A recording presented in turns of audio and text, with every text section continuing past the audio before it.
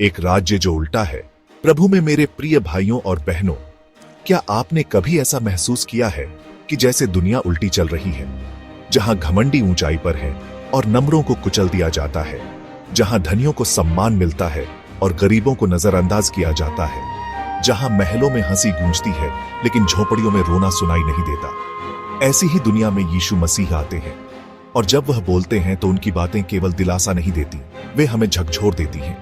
यह संदेश केवल आशीर्वाद नहीं देता, यह चेतावनी भी देता है। यह हमें पूछने को मजबूर करता है, क्या हम इस संसार के राज्य में जी रहे हैं या परमेश्वर के राज्य में? दृश्य, भीड़, चंगाई और सामर्थ। पद 17-19। यीशु एक समतल स्थान पर खड़े हुए जहां उनके शिष्य थे जो उनसे सीखना चाहते थे। अनेक लोग दूर दूर से आए थे, यहूदिया, यरूशलेम, सूर और सिदोन से, और वे सब जो बीमार, पीड़ित और आत्मिक रूप से टूटे हुए थे। और लिखा है, सामर्थ उनसे निकलती थी और सबको चंगा करती थी। यह है हमारे प्रभु यीशु, जो केवल उपदेश नहीं देते बल्कि छूते हैं, चंगाई देते हैं और जीवन को बदल देते हैं। यीशु अपने शिष्यों की ओर देखकर कहते हैं, धन्य हो तुम जो गरीब हो, क्योंकि परमेश्वर का राज्य तुम्हारा है। यह संसार की समझ से बिल्कुल उल्टा है। गरीब धन्य हैं जो संसार में कुछ नहीं रखते लेकिन परमेश्वर में सब कुछ पाते हैं। भूखे धन्य हैं जो सिर्फ रोटी नहीं बल्कि धार्मिकता के भूखे हैं। जो रोते हैं वे धन्य हैं क्योंकि परमेश्वर उनकी आहों को सुनता है और उन्हें हंसी में बदल देगा। जो यीशु के कारण सताए जाते हैं वे धन्य हैं क्योंकि स्वर्ग में उनका इनाम बड़ा है। यह केवल सहानुभूति नहीं है, यह है एक राजसी प्रतिज्ञा। यह कहता है, जो अब नीचे हैं वे एक दिन ऊपर होंगे। अब यीशु कहते हैं, पर हाय, यह शब्द श्राप नहीं, प्रेम से भरी चेतावनी है।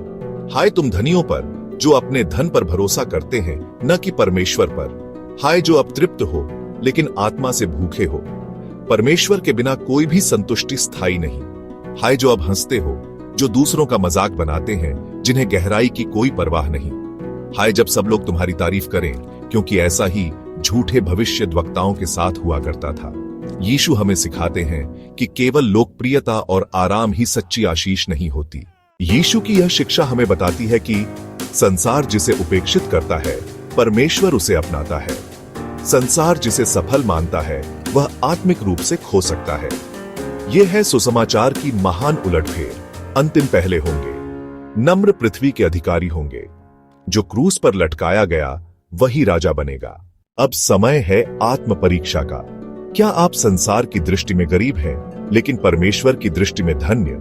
क्या आप सांसारिक सुखों से भरे हुए हैं लेकिन आत्मा से भूखे हैं? क्या आप यीशु के कारण उपहास का सामना कर रहे हैं, या क्या आप इस संसार से इतना मिल गए हैं कि किसी को आपके विश्वास की भनक तक नहीं?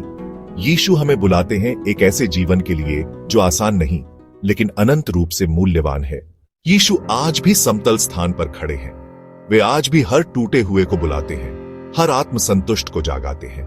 वह हमें सच्ची आशीष देते हैं जो संसार नहीं दे सकता।